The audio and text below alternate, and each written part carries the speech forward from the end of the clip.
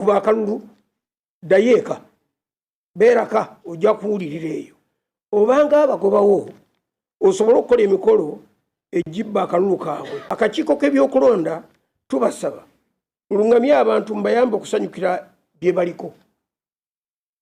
Abantu akalulu kaabwe bakasaamu nnyo ekitiibwa kuba buli muntu alina kamu. Okubagamba nti kuba akalulu dayeka beraka ojja kuwulirira eyo obanga abagobawo osobola okukola emikolo ejibba akalulu kaabwe.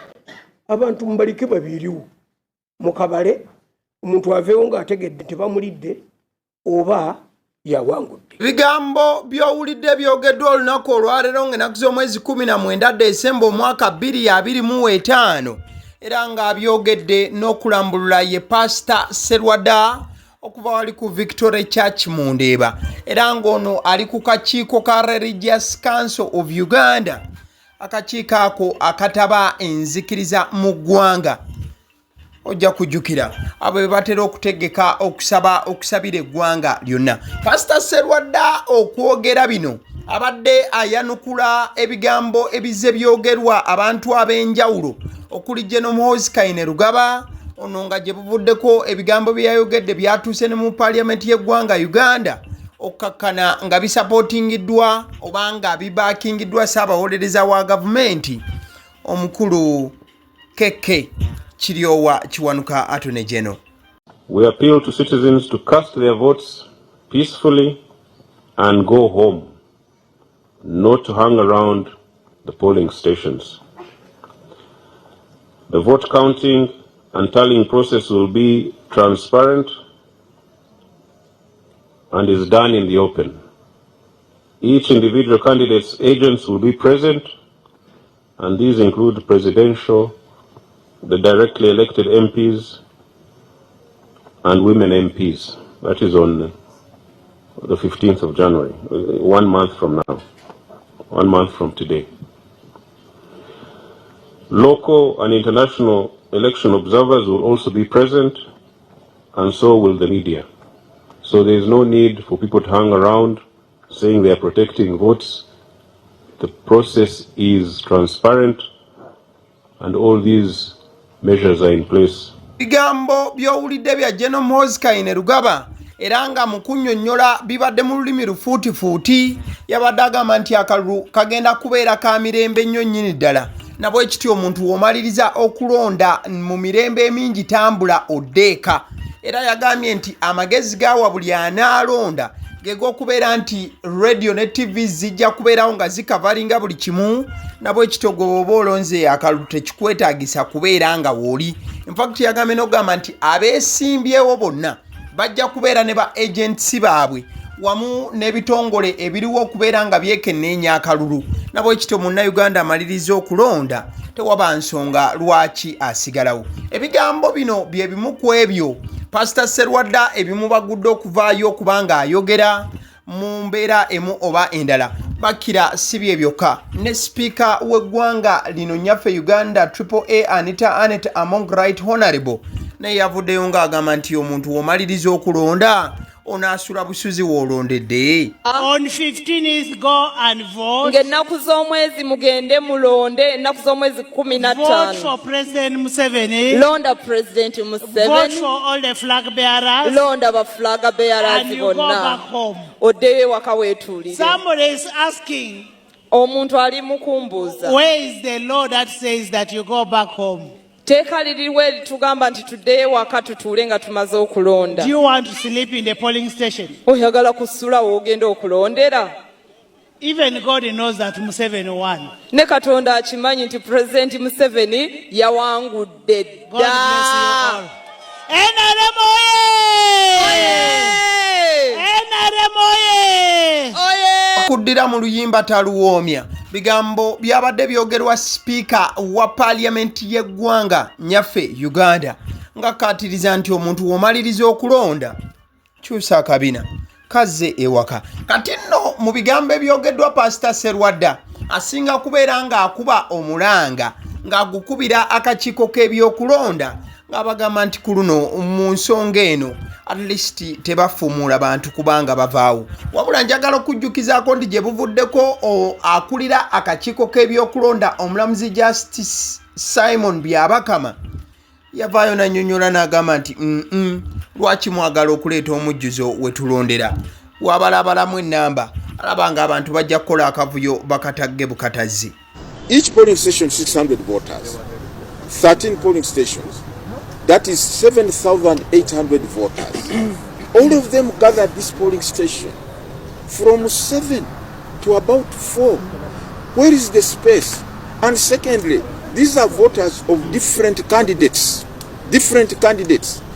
How do you rule out, how do you guarantee that these people, first of all, they will keep calm, they will keep composed, they will not have any quarrel, they will not start arguing among themselves. Tubakubye candidate wafa aketwala lero tubatwala lero tukoze eki. Before you know it, there is chaos which has erupted, and before you know it, the chaos has spilled over to the polling station, and the boxes and everything are destroyed. So that's why commission yasalawo negamba tebanange kyandibaje kisaanira mudeyo waka.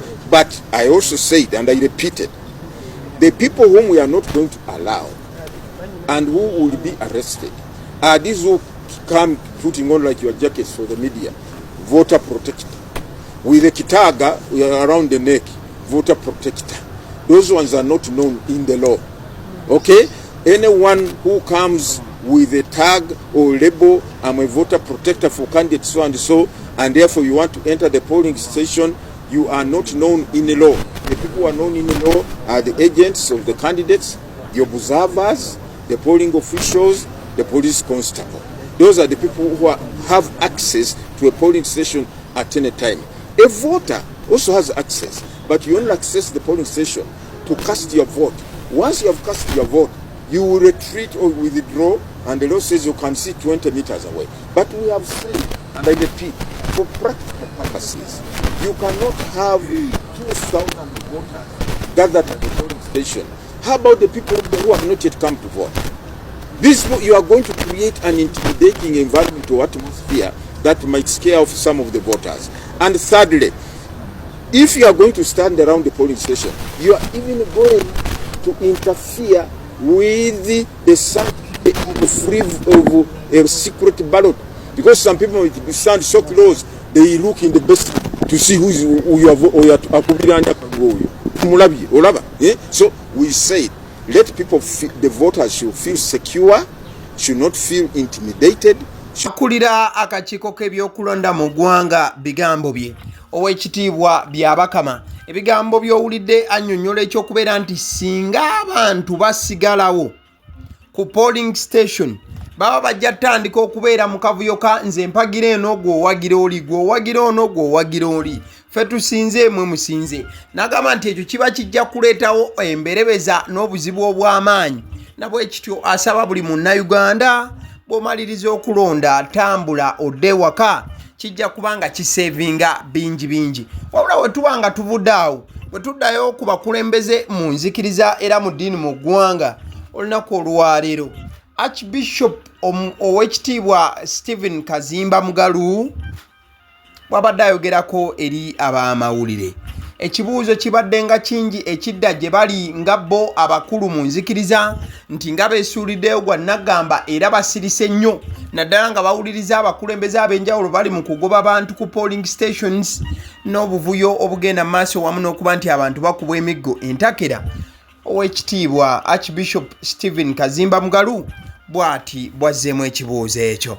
Omulimu gwaffe kwe kuleeta obubaka obw'ekisumba n'ekinnabbi eri abakulembeze bekikwatako, ebisigadde ne tubibalekera, kubanga watali nti waliwo wano alina emizinga oba agenda kujja alumbe.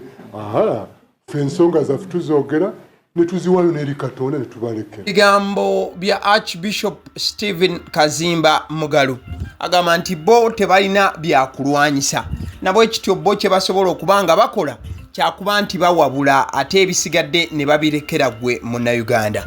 Bwe tuddayo ewa Pastor Joseph Serwadda okuva ku Victoria Church wali mu Ndeeba, mu bigambo byayogedde olunaku olwaleero asuuliddeyo Bobi Wine akabega wamu ne banna opposition naddala abasisinkanye obuzibu obw'amaanyi. In fact essira litadde nnyo ku Bobi Wine ne NUP olw'ensonga ebifo byonna Bobi Wine jazze akubirwa emigga entakera wamu ne bannakibiina abyogeddeko yogera ku mbalala Katakwi wamu ne wasigadde ojja kujjukira Katakwi ya lunaku lumu emabega Bobi Wine we yakubiddwa tiyagas okakananga amaziga gatulukuka. Pastor Serwadda agamba nti banange tususe. Twawulidde n'okwennyamira Katakwi, Eggulu, Embalala, Fort Portal, Kawempe, Mukono n'abalala okukubibwa okw'abantu n'okubalumya. Tugamba nti ebyo bikome. Uganda ekooye ereete kukomya okuyiwa omusaayi oguyise gumala. Kati nga Pastor Joseph Serwadda alaga obwennyamivu ku musaayi oguyise mu campaigns n'akaseera ke tulimu nga kano agamba nti abo bonna abayimiriza bannabyabufuzi bano nga Bobi Wine okubeera nga bakuba campaigns n'okubeera nga babasimbira amakuuli buli gye badda kitegeeza abakola kino batiitiiza ekitenkanika era nga gababugumye. Okutiisatiisa abantu n'okubakangakanga biva mu nkola ya bunafu. Omuntu ng'atidde nti bamusinze ensumika. Ekyo kiteekwa kubaako wekikoma. Bigambo bya Pastor Joseph Serwadda olunaku olwaleero omusumba wa Victory Church wali mu Ndeeba alaze obutali bumativu naddala ku mbeera egenda maaso mu ggwanga. Sijja kubanga ngattako kigambo kyonna wabula kansale nzire ku sayidi y'obusiraamu wa Sheikh Chiti gye buvuddeko waliwo akatambi kano akabadde katambula ku mitimbagano nga Sheikh Chiti ayogera ku mbeera ya protest vote eyagunjizibwawo bannakibiina ki NUP okuli omukulu Robert Kyagulanyi Ssentamu eyakalonde kakuume bw'omaliriza okabanje. Sheikh Chiti ye alina endowooza eringa ey'enjawulo muko naddala kweyo ey'abannastruggle. Gwasuubira okukuuma akalulu weetaaga kubagiza nga bukyali. Bw'omala okalonda kakuume okakuume ngaani kana akalulu kaggwa dda kusinziira ku bannyiniko era teriiwo yeesimbyewo naddala nga mukulembeze wa ggwanga naddala akulembera eggwanga teyeesimbyewo mbu asinga oba balangirira ataliiye. Kati nsaasira asuubira nti akalulu ojja kakuuma nga sigwe walonda abakulira. Mwami Byabakama akulira akakiiko k'ebyokulonda sigwe wamuwa omulimu. Bigambo bya Sheikh Chiti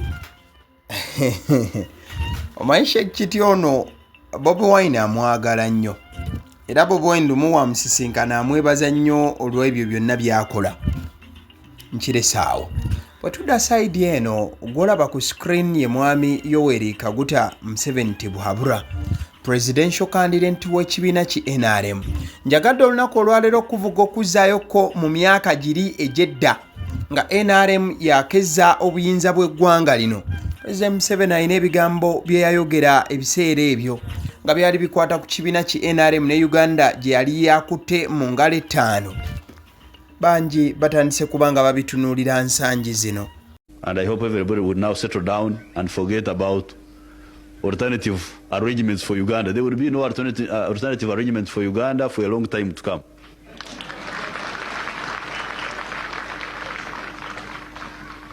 I think it would save a lot of effort if people could settle down and work with the national resistance movement and we build the country. If you have got illusions in your head, that's your own business.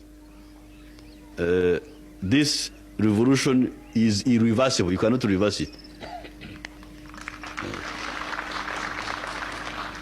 Ebigambo ebyo byayogerwa presidential candidate w'ekibiina ki NRM Mwami Yoweri Kaguta Tibuhaburwa Museveni nga n'ensangi zino oba paka kati ye incumbent oba ye president akyatudde mu ntebe. Mu bigambo bye yayogera yagamba nti kati NRM kekutte enkasi kyandibanga ke kaseera buli omu atuule akakane. Era yagamba nti wandibanga tewajja kubaawo kyakusalawo ng'oggyeko NRM okumala ebbanga ddene there will be no alternative. Alternative kubanga okugamba nti olinawo chai olinawo n'amata.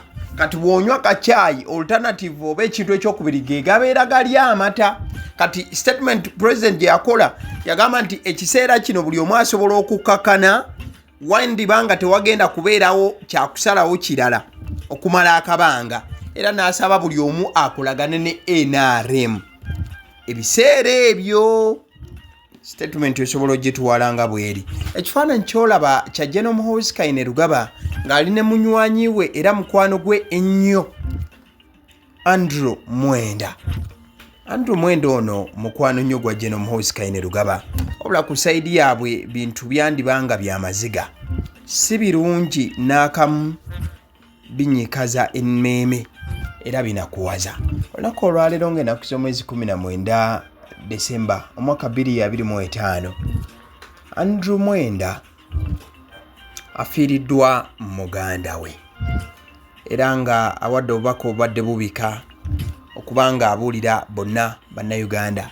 Agambye nti it is with profound sadness that I inform our friends, relatives and in-laws of the death of our brother Major Isaac Newton Kandole Baguma Amot Muhanga. He was the anchor of our family, the captain of our ship, the undisputed leader of the Muhanga clan. Funeral arrangements will be announced soon. Mubaka buno Andrew Mwenda bwafulumiza nga anyolerwa wamu n'okubeera nga abika bubadde bulagira ddala ennaku n'ennyiike n'akabaata akabajjidde nga famire. Agambye mu nnaku ey'amaanyi njagala okutegeeza mikwano gyaffe ab'eŋŋanda wamu n'ab'emikwano ku kufa kwa muganda waffe Major Isaac Newton Kandole Baguma Amot Muhanga. Agamba nti ono yabadde enkasi ya famire yaffe, yabadde omugoba w'eryato erya famire yaffe, ono yabadde omukulembeze enjasabiggu era eŋŋwaŋŋuli. N'agamba nti wakubategeeza ku nteekateeka z'okuziika mu maaso awo. So Andrew Mwenda twongera okuba nti tumusaasirako, ate ngono munywanyi nnyo wa General Muhoozi Kainerugaba era nga amaziga sayidi eyo galabikanga gakulukuta bukulukusi olw'okuviibwako munywanyi waabwe omukulu amanyiddwa nga Major Isaac Newton Kandole Baguma Amot Muhanga. Ale nzikiriza nkutegeze ku bannaffe aba Honeybites bagamba nti bo omulimu gwe bakola gwa kukolera byakulya eby'abaana abadda ku masomero.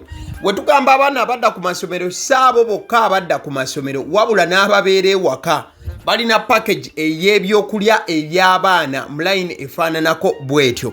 Gwe bakubire bukubizo bagambe njagala package y'ebyokulya by'abaana abali ku masomero oba abaana abalya ebyokulya. Balina ebyokulya yogera ku daddies, yogera ku binyeebwa, amawogola, yogera ku bagia, yogera ku cupcakes, yogera ku donuts. Osobola okubafuna ku 0709 78 75 08. Ate era mukadde ke kamu bw'oba oyagala ku pizza size yonna era namba y'emu. Ate era mukadde ke kamu bakola ne cake eza buli mukolo, babayita aba Honeybites.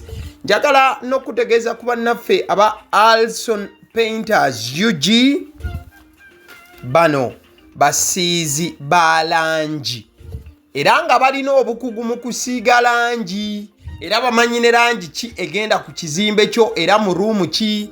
Tebasobola kuddira langi yandigenze mu kisenge ate ne bagisiiga mu ddiiro ey'omu dining ne bagisiiga mu kinaabiro. Nedda, Alson Painters UG omulimu gw'okusiiga langi bagukugukira ddala. Basiiga ebizimbe okuviira ddala ku ruumu emu paka ku makalina n'amakalina. Gwe bakubire bukubizo bagambe nti Alson Painters UG namaliriza okuzimba ekizimbe kyange. In fact ne bw'oba olina ekizimbe nga kikadde nga olaba langi yakyo efaanana si bulungi, Alson Painters UG bazze kugonjoola ensonga eno.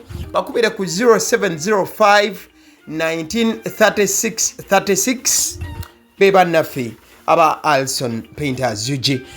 Aba Sydney Omusunsuzi erinnya eryange yenze Abasiddi Omusunsuzi, yenze atuula emabega w'omuzindaalo buli lunaku era ly'eddoboozi ly'owuliriza ku mukutu guno Abasiddi Omusunsuzi ly'eddoboozi eryo, era ng'omukutu kwoli gwe guno ogwagaliwo. Nagamba nti information yonna gy'olaba ku channel eno tetugattamu kintu kyonna ate tewali kye tutoolamu. Information nga bw'eba eyingiddewo ffe bwe tugikwata ne tugikuwa, kati gwe omulabi n'osalawo ki eky'okukozesa information eyo. Kati ky'ogenda okukola mukwano gwange bw'oba omaliriza okulaba vidiyo eno, likinga, commentinga ki ky'olowooza, mukadde ke kamu subscribinga bw'oba nga omukutu guno oli mupya, ate era mukadde ke kamu sharingira mikwano gyo girabe vidiyo eno ate ne videos endala ku mukutu guno. Agaliwo YouTube channel, mwebale kutulaba.